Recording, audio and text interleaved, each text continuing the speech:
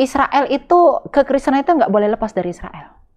Kekristenan tidak boleh lepas dari Israel? Tidak boleh. Kalau kita mau belajar tentang Yesus Kristus, Raja Mesias, kita harus tahu keyahudian, harus tahu Israel. Karena Yesus berkata apa? Sebab keselamatan datang dari bangsa Yahudi. Dan dialah keselamatan itu. Karena saya sebagai seorang apologet ya, itu pemaknaan dan perenungan saya dan penghayatan iman saya. Yesua atau Yesus kan nama aslinya kan Yesua. Dari huruf Ibrani Yod Shin Vav dan Ayin, maka dibaca Yesua. Nah, Yesua atau Yesus ini dinarasikan sebagai salah satunya ada yang dikenal sebagai Raja Mesias, dalam bahasa Ibrani itu disebut sebagai Melech Hamasia. Yang satunya ini Mas yang bikin saya goyang ya kan. Yesus ini dinarasikan sebagai Kohen Hagadol, atau dalam bahasa diartikan dalam bahasa Indonesia itu imam besar gitu.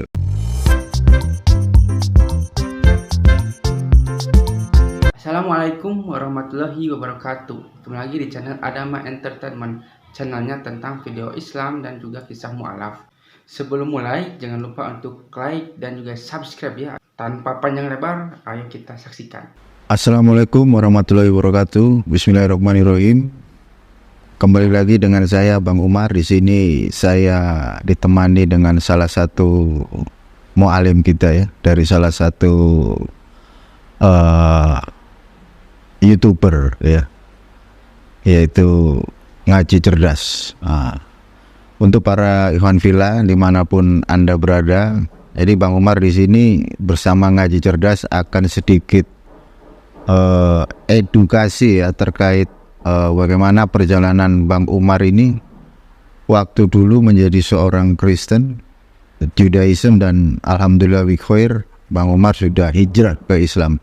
Jadi nanti kita akan sharing-sharing sedikit dengan pihak Ngaji Cerdas untuk mewawancarai saya, supaya ini nanti bisa menjadi satu narasi edukasi dengan sudut pandang perspektif yang positif, bagaimana kita bisa mengenal Islam dan kita bisa menjalankan Islam dengan istiqomah dan bisa menjadi satu spirit buat teman-teman Ngaji Cerdas agar kita tetap istiqomah sampai kita di surganya Allah nanti. Salah satu pertanyaan yang cukup menarik ya, bagaimana apa yang ditanyakan nama dari pihak Ngaji Cerdas kepada saya. Jadi ada sesuatu yang cukup menarik ya kalau kita itu belajar mencari sebuah kebenaran. Nah, ini saya ceritakan, waktu saya menjadi seorang Kristen itu dulu, orang tua itu kan udah Kristen nih, dari ayah dan ibu Kristen, dan saya itu dididik kecil itu udah menjadi seorang Kristen. Jadi mulai dari saya sekolah minggu, terus habis gitu taruna, habis ke taruna itu ada kayak katekisasi gitu ya. Jadi kita di situ diajar bagaimana mengenal Kristen dengan benar. Belum nyampe situ, waktu masih kecil kita sering diajarkan terkait masalah bagaimana kita mengenal Tuhan, terus bagaimana kita itu hidup antar sesama. Jadi artinya basic pada waktu itu kita cuma siapa Tuhan kita dan bagaimana hubungan kita kepada Tuhan dan juga kepada manusia. Itu awal saya menjadi seorang Kristen sampai saya katekisasi. Habis katekisasi saya ikut pelayanan kayak gerakan pemuda itu Mas. Jadi kita sering pelayanan, kalau bisa dibilang misionaris. Tetapi pada waktu itu saya belum mengerti nih, doktrin itu belum mengerti. Terkait doktrin fundamental dari kekristenan masih belum paham. Nah, ada sesuatu yang cukup menarik pada waktu itu kan, dulu masih ada namanya Facebook segala macam kayak medsos gitu ya. Nah, secara nggak sengaja itu aku buka medsos gitu loh, FB pada waktu itu. Di beranda itu ada semacam kayak dialog Mas, ada dialog terkait Islam dan Kristen. Nah, ada pertanyaan dari pihak non-Kristen pada waktu itu menarasikan bahwa loh, Tuhannya umat Kristen itu kan ada 3, ada Bapa, ada Putra, ada Roh Kudus. Nah, sementara saya sebagai seorang Kristen pada waktu itu saya diajarkan nih sama pendeta Tuhan kita satu kan gitu. Nah, akhirnya apa ya, ada something kayak saya ini ingin bantah. Oh, non-Kristen itu nggak benar ngomong Tuhan saya 3. Tapi pada waktu itu saya belum tahu apa itu doktrin Kristen, belum tahu. Terus saya bilang itu di medsos, oh nggak bisa, salah kamu, Tuhan saya 1. Nah di situ mereka membantah saya gitu loh, membantah saya dengan menunjukkan ayat-ayat. Nah di situ saya akhirnya kan nggak ngerti nih, doktrin nggak ngerti, taunya cuma Tuhan saya 1, Tuhan Allah Israel, Yesus itu, terus sama melakukan kebaikan, nah kayak gitu. Akhirnya saya bertanya kepada pendeta. Saya tanya Pak Pendeta, Pak Pendeta, ini ada dari saudara kita kalangan Muslim yang menyatakan bahwa Tuhan kita itu 3 gitu. Tuhan kita itu 3. Terus pada waktu itu Pak Pendeta itu menjawab, udah jangan istilahnya jangan digubris. Kamu tetap dalam jalur kamu sebagai umat Kristen, kamu lakukan kebaikan, saling mengasihi antar sesama. Cuma dia jawabnya kayak gitu. Karena itu belum waktunya buat kamu. Nah, saya itu merasa apa ya, pengen tahu gitu loh. Akhirnya saya mempelajari itu doktrin Kristen, mulai dari yang mereka katakan bahwa Tuhan itu 3 pribadi. Saya mulai belajar tentang doktrin fundamental Kristen. Nah di situ saya mulai belajar nih. Ternyata benar yang diomongkan rekan-rekan Muslim pada waktu itu. Ternyata di dalam doktrin fundamental Kristen itu kan ada yang namanya konsep Trinitas, Mas. Nah itu saya pelajari dari sisi historisnya, saya pelajari itu. Mulai dari Theophilus itu mengajarkan satu konsep trias, mulai dari trias, Agatriados, sampai muncul Tertullianus. Tertullianus itu mengajarkan satu konsep fundamental yang dikenal sebagai tres personae una substantia discreti non separati. Nah di situ saya mulai sadar, oh iya ya. Di situ saya mempelajari skema teologi mereka, itu saya pelajari gitu. Ternyata memang benar ada Allah yang esa dengan 3 pribadi yang dikenal sebagai Allah Bapa, Allah Putra, dan Allah Roh Kudus. Nah di situ saya mulai goyang, Mas, mulai bimbang. Loh, Kristen kok seperti ini gitu loh. Sementara saya kan diajarin nih sama Pak Pendeta ya, di dalam Alkitab itu kan dinyatakan bahwa Allah itu esa. Di dalam PL dan dalam PP dinyatakan bahwa Allah itu esa. Sementara ketika saya mempelajari doktrin ini, kok ada konsep yang dikenal sebagai tres personae una substantia discreti non separati. Artinya ada 3 pribadi gitu loh. Nah di situ saya mulai goyang nih, saya pelajari terus sampai kepada saya berpikir, oh berarti saya nggak cocok di doktrinnya gitu loh. Tapi saya masih tetap Kristen pada waktu itu, dan saya meninggalkan corak Trinitas itu. Dari corak Trinitas saya beralih ke Mesianik. Mesianik itu kita Kristen tapi konsepnya masih Hebraic roots, dalam akar Ibrani. Nah di situ saya pelajari itu semua, Mas. Tetapi ada something yang membuat saya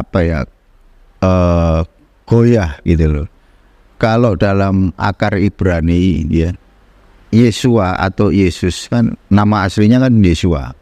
Dari huruf Ibrani Yod Shin Vav dan Ayin, maka dibaca Yesua. Nah Yesua atau Yesus ini dinarasikan sebagai, salah satunya ada yang dikenal sebagai Raja Mesias, dalam bahasa Ibrani itu disebut sebagai Melech HaMashiach. Yang satunya ini, Mas, yang bikin saya goyang ya kan. Yesus ini dinarasikan sebagai Kohen Hagadol, atau dalam bahasa, diartikan dalam bahasa Indonesia itu imam besar gitu. Sementara kalau saya pelajari dari sudut pandang Jewish, dalam perspektif Jewish, imam itu harus dari suku Lewi, Mas. Sementara Yesus sebagai Raja Mesias dia dari suku Yehuda. Jadi ada something yang confused di situ. Nah akhirnya saya meninggalkan itu gitu loh. Saya mulai belajar terkait apa itu Judaism. Saya diajar oleh 2 rabi, Rabi Simon Peret dan juga satunya Rabi siapa ya, agak lupa ya ini. Pokoknya di bawah naungan Etz Chaim, pengawasnya adalah Rabi Tovia Singer. Nah akhirnya saya belajar itu Judaism. Terus akhirnya dari Judaism kurang lebih berapa tahun itu ya, ada sekitar 3-4 tahun saya mempelajari itu. Terus saya pernah itu sharing kecil dengan seorang rabai yang ada di Indonesia. Dia bilang kayak begini, cahaya Islam itu sudah ada loh katanya, sejak zaman Adam.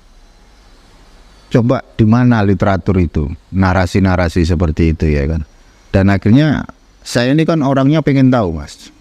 Nah itu saya tanya nih, rabi-rabi itu saya tanya, emang benar that's right, itu ada seperti itu gitu loh. Tetapi dalam narasi mereka tidak mengimani baginda Rasulullah. Intinya di situ. Mereka tidak mengimani baginda Rasulullah sebagai nabi atas bangsa Israel, melainkan atas nabi untuk kalangan bangsa Arab kan gitu. Dan akhirnya saya mulai nih mempelajari Islam. Terus saya berpikir, saya bertanya kepada rabi tersebut, jika memang cahaya Islam sudah ada, kenapa Anda kok nggak masuk Islam kan gitu? Ini pertanyaan saya kepada beliau. Secara logika kalau memang cahaya Islam itu sudah ada di eranya Adam, kenapa kalian kok nggak masuk Islam kan gitu? Pertanyaan saya itu kepada mereka itu. Terus dia juga menjawab secara logika. Kami dilahirkan sebagai seorang Jewish, kami mengikuti perspektif Jewish mereka gitu loh. Karena itu adalah warisan. Jadi iman Judaism itu warisan mas. Jadi turun temurun dari nenek moyang, nanti turun lagi gitu loh. Makanya perspektif pengajaran mereka itu kan turun temurun gitu loh. Sama kayak dijelaskan dalam Pirkei Avot. Moshe kibul Torah misine umsara liuswa liuswa. Jadi ketika Musa menerima Torah dari sini diteruskan kepada Yehosua diteruskan kepada orang bijak atau Shekenim.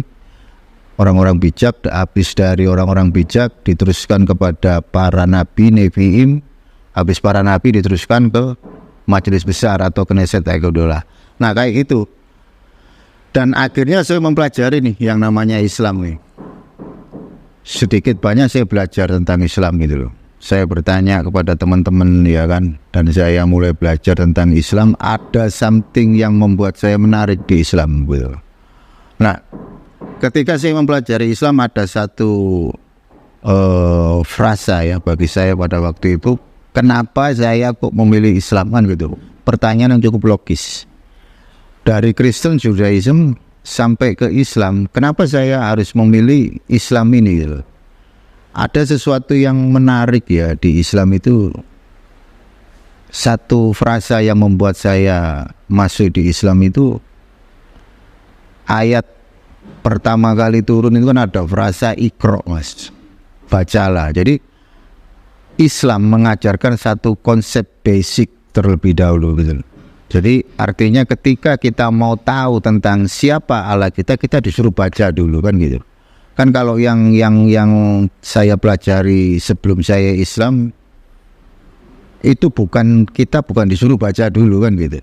Beda kalau Islam itu kita disuruh baca gitu ya. Artinya baca bukan kerja kan gitu mas. Kan gitu ya. Bagaimana orang itu bisa kerja kalau dia nggak baca dulu kan gitu. Ini konsep basic yang diajarkan Allah Subhanahu wa taala kepada umatnya. Bagaimana kita bisa mengerti Quran, bagaimana kita bisa mengerti siapa itu Allah Subhanahu wa taala kalau kita nggak membaca terlebih dahulu kan gitu. Berbeda dengan iman saya yang dulu gitu. Kalau iman saya yang dulu belum apa-apa kita sudah disuguhi contoh misal kayak yang tertulis di sini ya. Bereshit bara Elohim et as-samayim fi et haaretz. Jadi belum apa-apa kita sudah disuguhi nih dengan narasi pada mulanya Allah menciptakan langit dan bumi. Sementara kita nggak ngerti pada waktu itu bahasa Ibrani-nya kayak gimana. Berbeda dengan Islam, bagaimana kita bisa tahu tentang Islam, maka kita disuruh baca dulu. Iqra dalam perspektif Islam itu kan kita belajar baca ini. Huruf hijaiyah mulai dari basic sampai kita benar-benar mengenal apa itu Iqra dengan perfect. Nah, di situ saya tertarik dengan Islam gitu loh. Tertarik dengan Islam dan akhirnya saya memutuskan pada waktu itu saya pergi ke Masjid Al-Akbar ya. Itu saya sendirian mas. Jadi dalam hati saya udahlah. Saya berangkat sendiri, nyampe di Masjid Al-Akbar, saya ketemu sama takmirnya. Terus akhirnya saya ditanya, keperluannya apa di sini? Saya mau masuk Islam. Nah, terus habis itu saya ditanya, alasan Bapak ini masuk Islam apa, kan gitu. Kan banyak Mas, orang itu masuk Islam karena dia nggak punya uang. Alasan dia masuk Islam kenapa? Karena ingin menikah. Itu saya ditanyain. Itu prosesi saya ditanyain kurang lebih 2 hari Mas. Jadi saya menjelaskan sama seperti kejadian saya. Jadi saya ceritakan semua itu sama takmir Masjid Al-Akbar itu. Jadi saya dulu ini seorang Kristen Pak. Dari Kristen ke Judaism sampai akhirnya saya itu memilih Islam dan akhirnya saya datang ke sini. Saya disodori beberapa pertanyaan itu. Nah, pertanyaan-pertanyaan itu contoh misal, kenapa Anda kok bisa masuk ke Islam? Jadi saya jelasin itu semua. Mulai dari Kristen, Judaism ke Islam, dan alhamdulillah bi khair pada waktu itu tanggal 10 bulan 10 tahun kemarin prosesi syahadat saya itu di Masjid Al-Akbar ditemani sama Ustadz Mena Kemali, Godondi dan teman-teman yang lain. Nah, di Surabaya. Nah, itu singkatnya seperti itu Mas. Dulu kan saya nggak tahu itu siapa Ustadz Mena Kemali ya. Nah, saya kan dulu orangnya nggak pernah nih buka-buka medsos gitu loh. Nah, di situ ada Ustadz Mena Kemali gitu loh. Kalau nggak salah itu ya membahas terkait masalah Mekah. Terus habis itu yang lain tuh masalah konsep fundamental ya, teologis dari sisi ketuhanan gitu loh. Nah, saya berdebat itu dengan Ustadz Mena Kemali di Facebook. Tapi saya belum mengerti siapa beliau gitu loh ya. Kalau sekarang kan udah kenal ya. Udah satu bendera sama beliau. Nah, di situ saya berdebat itu sama Ustadz Mena Kemali ya. Mulai dari sisi teologis tentang ketuhanan, terkait Trinitas, terus habis gitu membahas tentang kata Mekah. Nah, di situ saya berdebat di situ dengan Ustadz Mena Kemali. Nah, ketika beliau menarasikan di Facebook walaupun cuma sekedar kata-kata, itu saya cari Mas. Saya cari di literaturnya Judaism. Oh, berarti orang ini benar gitu loh. Karena kalau saya lihat di situ, itu narasinya sudah masuk ke konteks filologi gitu loh. Masuknya ke filologi, dan akhirnya saya membuka itu semua literaturnya orang Jewish gitu loh. Dan apa yang disampaikan oleh Ustadz Mena Kemali pada waktu itu terkait masalah kata Mekah, kata Baka, terus habis gitu air Zam-Zam, itu memang beneran ada gitu loh. Dan saya tidak bisa membantah di situ ketika saya membaca literatur dari Jewish. Nah, seperti itu Mas. Saya itu bersyukur Mas bisa masuk Islam tidak seperti teman-teman yang lain ya. Kalau teman-teman yang lain mungkin dia pasti sedikit banyak itu ada kontra dengan keluarga, itu pasti ya kan. Tapi alhamdulillah saya masuk Islam, itu saya yang paling terakhir Mas masuk Islam. Jadi saudara-saudara saya itu mereka sudah Islam lebih dulu daripada saya. Jadi saya itu paling terakhir masuk Islam. Nah, di situ ya nggak ada masalah. Artinya saudara-saudara saya itu malah tambah seneng. Pernah Mas, waktu saya sakit, iya kan. Kalau orang sakit pasti didoain kan. Yeah. Tapi saya pada waktu itu masih Judaism, masih imannya ke Jewish. Saya sakit ya kan. Terus saudara saya datang, bukannya didoain malah bilang gini Mas, kamu kalau mati kamu nggak ketemu sama Allah katanya. Loh, kenapa? Orang kamu bukan Islam katanya itu. Nah, narasi-narasi seperti itu nggak saya gubris ya kan pada waktu itu. Terus saya sembuh, ya kan, saya sembuh, tetap nggak saya gubris ya kan. Dan akhirnya beberapa tahun saya masuk Islam dan keluarga itu open minded gitu loh, welcome gitu loh. Karena yang masuk Islam terakhir itu saya gitu loh. Justru saudara-saudara saya, adik-adik saya itu sudah duluan dia masuk Islam gitu loh. Nah, di situ mereka malah mensupport saya, teruskan katanya gitu, kamu sudah ada di jalan yang benar katanya gitu.